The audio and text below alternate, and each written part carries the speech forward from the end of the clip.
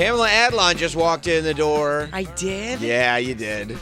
Yes. Dude, do you like the energy of like... I love it. You walk into the room and it's all like... 4 white guys. Yeah, 4 white males, all quiet, Just and then... boring on... I'm like, oh, God, what's going on in here? And it's like, now we're live. Now go. We're live right I'm now. like, Sit in the hi, chair. Daddy. Oh, my God. Are you guys single?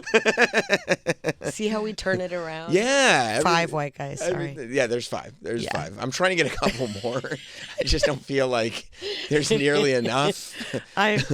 Never enough. Yeah. I want the numbers on our side. That's all. Yeah. That's all. I think it's important. Well, welcome. Thank you. And congratulations on the return of King of the Hill. And I don't know, I got real psyched about King of the Hill because obviously, like, it's something that I have been a fan of for years and years and years and years. Yeah. But the other night at dinner, my 8-year-old son, who I don't know where he picks anything up because he's watching YouTube all the time, and he just picks up like little quotes and memes. I know, and it's crazy. Yeah.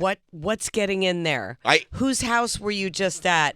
Whose sibling's phone were you just skagging on? It's crazy. I have no idea how to do it. Yeah. I mean, him going over to other kids' houses, I'm like... I think it's funny when parents go, oh, I don't let my kid have a smartphone. I'm like, what the fuck?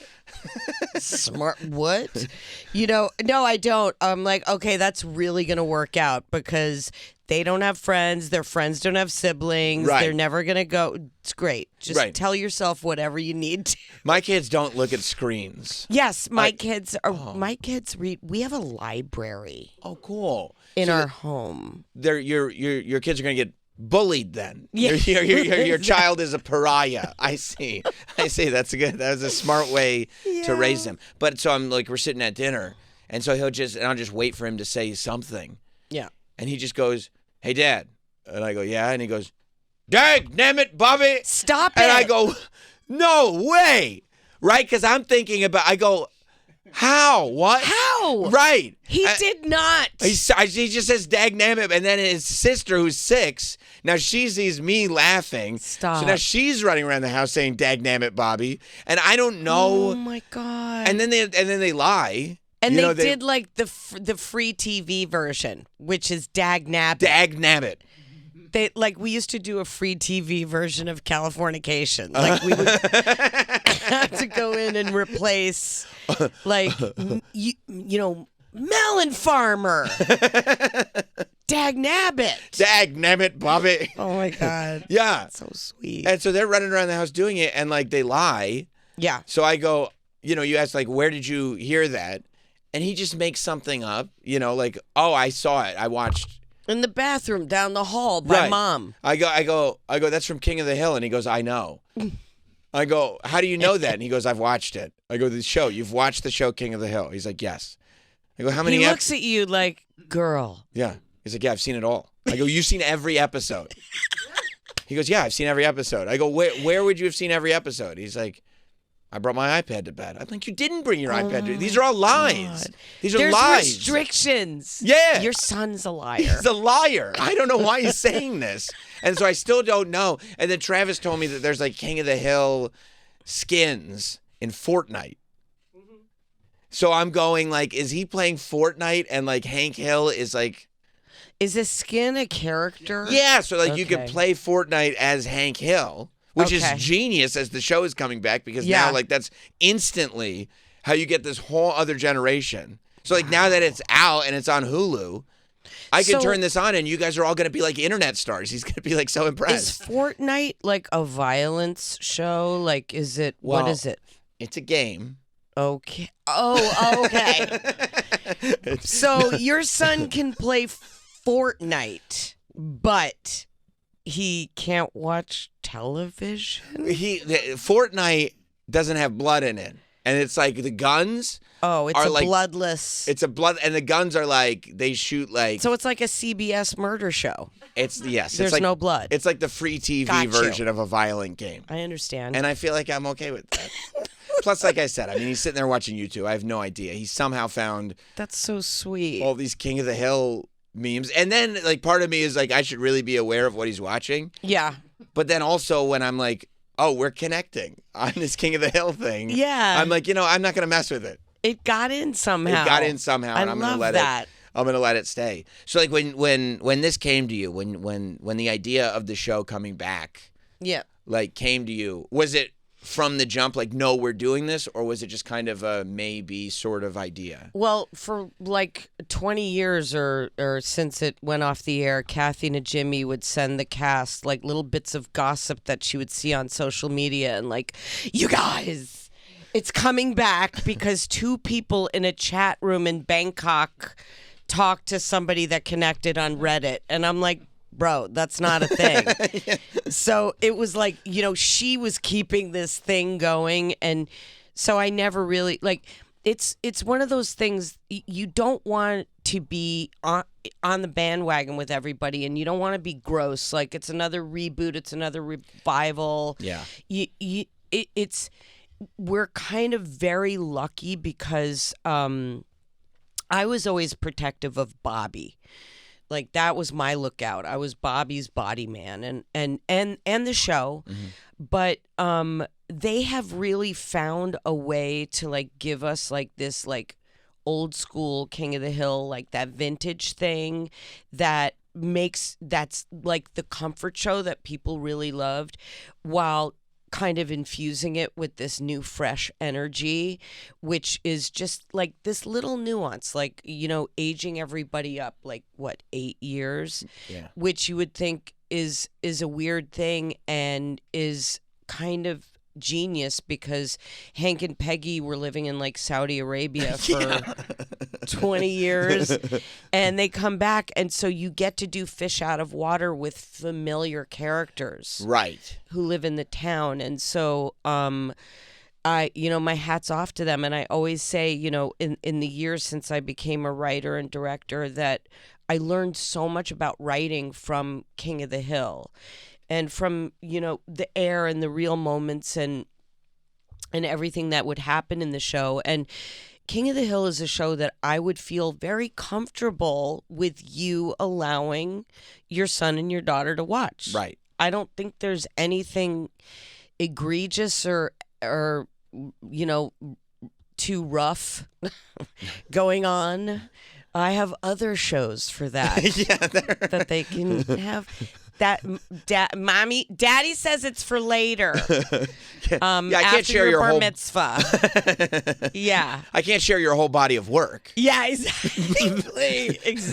The King of the Hill, and I think you're right. Like I once he started saying it, I was like going back over my head. I'm like, no, I wouldn't be worried if he had watched the show. It's wholesome, but it's got teeth. Like it never, and it. The interesting thing is we have. There's no surprise for me, the demographic for other stuff that I've done. For me, it was very like painstaking, like on Better Things, for me to make it like not just for women, right, and for everybody. But King of the Hill always surprises me because we don't have a demographic, and it's people like, it's literally an international show, and people relate to it. And it always surprises me because you'd think it's like an American show smack dab in the middle of the country, and it just leans so far to the right, and it's not. And that was very hard won. And it was well earned because these characters just live in everything, and you get to see all sides and perspectives. Yeah. And I think it's cool that it's not only is it not just American, but you could run the risk of it being regional. Yes. American, because it's about this specific. But I think, like the overarching thing with these characters is that, and that's the way like good shows are. Yeah. A family is a family is a family is a family. Everybody's got neighbors. Everybody is going through this stuff. Absolutely. It's like, I mean, there's things that just resonate, and you think it just is, like if you take Napoleon Dynamite, right, which is just like this weirdo whatever, and it's this perfect film. Yes. And it could take place anywhere. It could be in India, it could be in Spain, yes. But and also John Heder has a movie coming out, so I got excited. I saw the trailer for it. And you're like Napoleon Dynamite. I love. And I love King of the Hill. I mean, that's why I'm here. It's a dream come true. It's like really a pinch me moment because guess what? Not only are we doing it, and when we were at Comic-Con, they were saying, oh, the reviews are coming out. I was like, don't tell me. I don't need to know. Let me have the enjoyment of what it is before... the shatter. Gets spoiled. Yeah. It gets destroyed by people who had nothing to do with making it, weren't part of the process. Or don't make anything. Yeah, nothing. Just the shitter-honors. Yeah, I watched it. Yeah. I could do better. Yeah. You know what? Suck my nut and you go try to make a show. I don't have time. Lasts. I don't have time. I have to watch other shows and critique them. Exactly. I don't have time. I would. If I had time to make anything, I would. That's so true. But I have to give my opinion on everything. Exactly. Yeah. Are you protective like that? You said you're protective over Bobby as a character. Are you like that with a lot of the stuff that you do, or is there something specifically about this show that you have you feel ownership over? Yeah, I would say it's this show in particular. Like, it's like certain things is like, not my monkey, not my circus. Yes. But, you're there to do your job. It's like this feels like you're part of an institution and it's really special and important. And so, I mean, I think this is the first thing that my daughters are genuinely, I mean, we've bonded about two things in the past week, and one is the passing of Ozzy Osbourne, and the other is the premiere of the new season of King of the Hill. I mean, that's a great comparison. Those are both things that span generations. Yeah. Right? And that mean, both Ozzy and King of the Hill have this sort of very unique connection to different generations and different places. Connections and different places. And how many people did Ozzy touch? And you're watching all these tributes and everything. I have full on chills thinking about it. Yeah. How profound the influence and just this, now that he's gone, we're like, oh my God, I didn't even realize what we just had. Yeah. So now we can enjoy King of the Hill because we have it now. You have it now. And it's new. Yeah. And fresh. Yeah, it's wild that there are new episodes. The new episodes, by the way, season 14, which I also love that it's not a reboot. It's just the next. Please don't call it season 14. For me, it's just King of the Hill. Yeah, King of the Hill. Yeah, it's on available to stream today on Hulu. The new episodes are out there. So you're playing Bobby, you're voicing Bobby again, but Bobby's a man now. Yes, I have beard stubble. Yes, you've gone fully through puberty. Do you what's the process like when you go, okay, because obviously you feel close to the character. Yeah. Let me figure out who he is now that he's older. What does he sound like? Because when you're a voice actor, I've got to imagine that figuring out the sound of who this is. It's the full balls drop. Yeah. So how do you mimik the balls drop thing? I could do anything. You're very impressive. It's really ain't no thing. But so we talked about it a lot, with Greg and Mike and Saladin. It was a nuanced thing, and I was concerned because I didn't want it to be I was like, okay, if you guys don't want me, cool, go get Barry White or whatever the fuck Bobby's gonna sound like now. But it was really a nuance, and it was just are we going to do it in studio? Is something going to happen? Are they going to turn me down on the board or whatever? Oh, interesting. And so there were a lot of conversations, and then I read articles about grown people whose voices never change. And I would be sending it to the guys. But at the end of the day, Sal, who is the new showrunner, Saladin Patterson, he came in and he's an Uber fan, OG. And it's such a pleasure to have somebody with this fresh new juice for the show who's loved it from forever. Mm-hmm. And to be with my dads, Greg and Mike, and to really kind of honor that. And he wanted to hear that Bobby, but it's nuance. It's a little subtle turn. It's like, I mean, Bobby was 12 for the first 8 seasons, and then he was 13. So right. yeah, and I guess there's a certain naivete and wonderment. Yeah, there always was. Yeah. There always was to Bobby, and Bobby was just a very kind of, philosophical, outside the box kind of deep thinker, and he really forced Hank out of his comfort zone a lot, which is what kids do. Mm-hmm.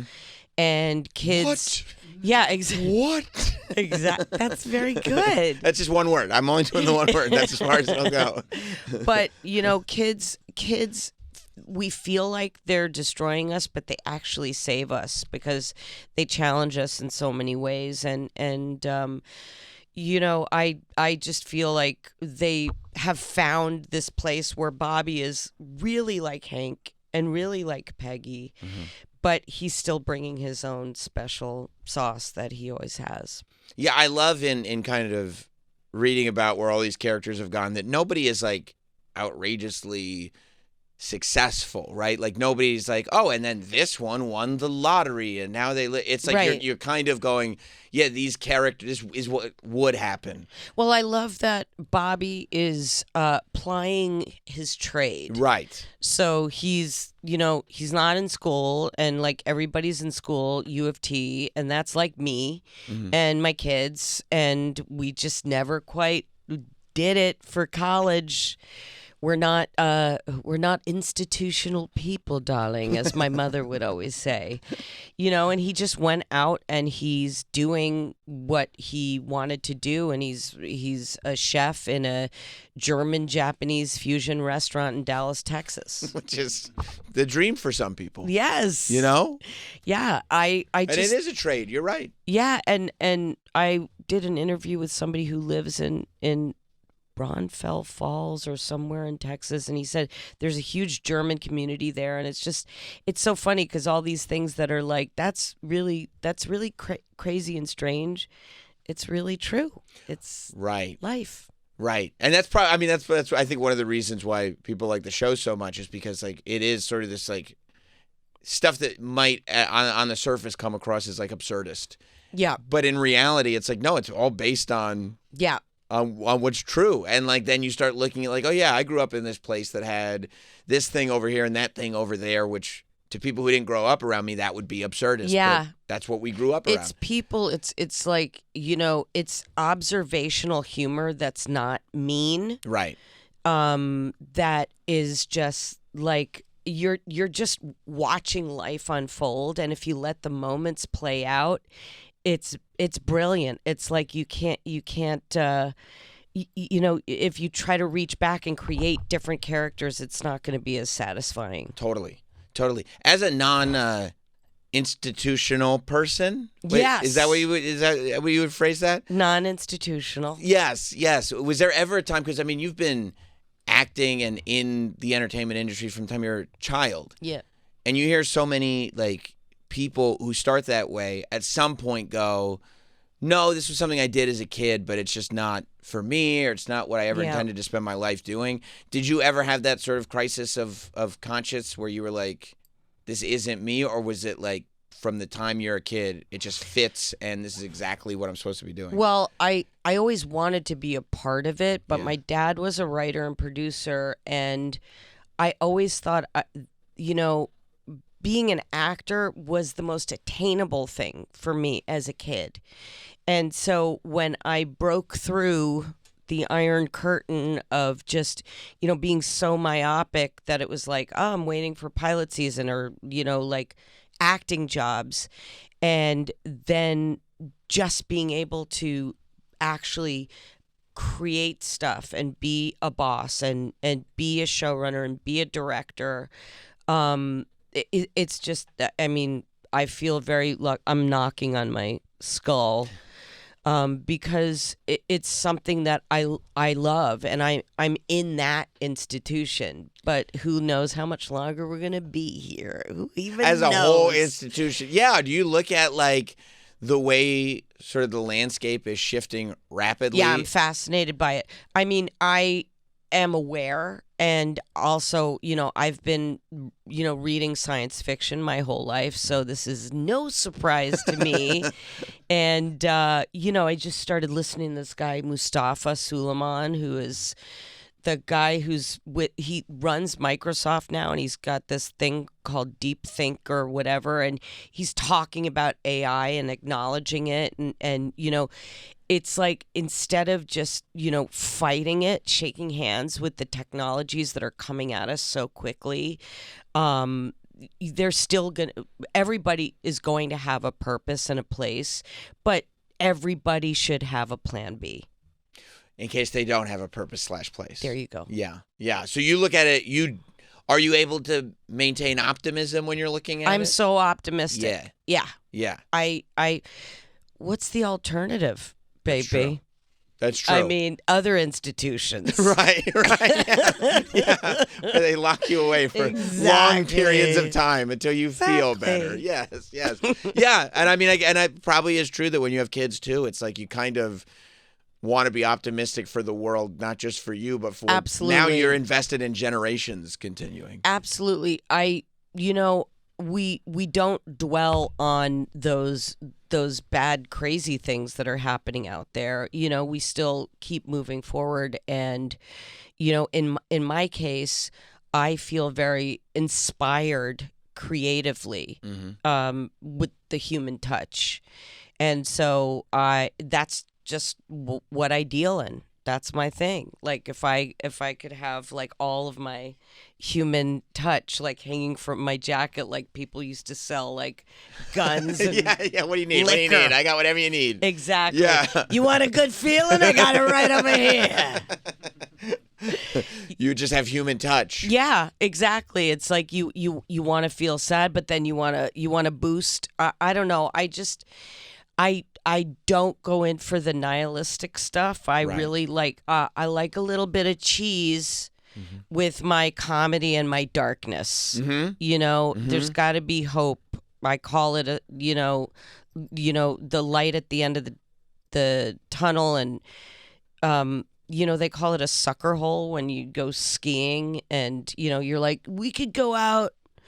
Oh, let's go on the hill because there's fresh powder, and it's just, you see the blue sky, but it's really just like this big, and then it closes, and then the avalanche comes. Right. Just know what your sucker hole is and know what your blue sky is. Right. Understand that looks like it's blue sky, but you're going to get buried over there. That's right. Wow. That's a great analogy. Well, I'm trying. I'm on your show. I'm trying to give you situation. sound bites. Exactly. Send that to the press. Yes. Send it outside to that Purell container. Hey, what do you you must be pretty thrilled for Mikey Madsen's success. Yeah, absolutely. I mean, it's great. Hopefully people will say, where did she come from? Right. That was what, yeah, and then whatever. Wait, she did something before these two guys' movies? Maybe there's something else. Yeah, Scream. Yeah. And then Exactly. There was a show called Better Things, and yeah. Yeah. Better Things. And who did that? She was, I don't know, this lady, this really short lady who had a weird voice. I don't know. Must have been one of those shows for women. I must have missed I it. know. Yeah, exactly. No, but does it feel like when something like that happens and you have, because I'm sure Better Things is one of those things, because it's another one of those things that's your baby. Yeah. Like when somebody who is a part of that achieves that kind of success. It's amazing. Yeah. It's the greatest. Yeah. I'm a kingmaker. That's what you are. Yeah. We are the current reigning Best Actress Oscar winner. It's awesome. And you're welcome. A little bit. A little bit. Why not? Why not? Do you think that this new season of King of the Hill, do you think that it's going to bring in people like who haven't seen the show? Yeah. Or I mean, because I think most people have. King of the Hill is one of those shows that, and there's like only a handful left that like exist somewhere always. I'm sure that even when you weren't doing this new season, that for all the years that it was gone, there were still new fans coming up to you all the time, yeah? Oh, yeah. I mean, I think that it was in the last 10 years that people would recognize my voice and then say, Bobby. Wow. And it wouldn't just be like if I bobbed my head up and down, they would say, Marcy, Cokie Smurf, or something like that. Yeah. But, and I always thought that was like really sweet. Yeah. People are discovering it. Like, people are discovering better things still. And yes. people, like, all of the old stuff, like, the thing that you want is for them to have a place where they exist. That's the thing, is people are like, I was in France and England in March and April, and people were stopping me on the street and saying, Pamela, I pirate your show. I'm like, the fuck? You have to pirate my show? Because they can't find them. Right. They can't find the shows. So you want these shows to, like, have some platform that exists. It's like... And, yeah, that is the optimism of the way technology's changed, though. Yeah. Is that, like, that is something that you can strive for, that there are spots where shows can exist forever, not just for the run. Yeah, you want them, because you sit there and you go through your, like, I always tell people, don't turn on the thing and not know what you want to find, because it will suck your brain, and you're going to be like, you forgot that you wanted to watch that Sidney Lumet movie. I know, and now I'm watching a documentary about the balloon boy. Yeah. And I don't know how it And happened. I'm watching a murder show right. of a girl who went on vacation. It's like, ew, I feel dirty. Yeah. Why?